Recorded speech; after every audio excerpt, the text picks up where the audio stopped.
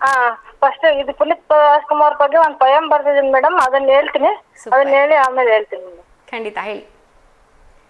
ಮಿಂಚಿನಂತೆ ಮಾಯವಾದ ಧ್ರುವತಾರೆ ಅಂತ title. Okay.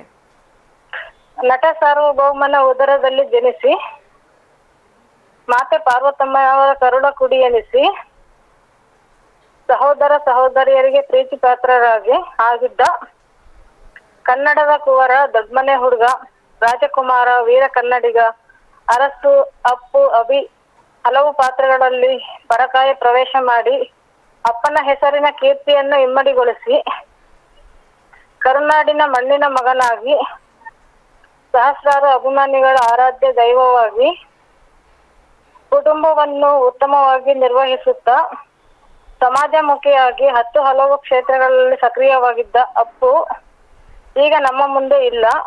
ಆದರೆ ಅವರು ಕನ್ನಡಿಗರ ಸ್ಮೃತಿ ಪಟಲದಲ್ಲಿ ಎಂದಿಗೂ ಅಜರಾಮರ.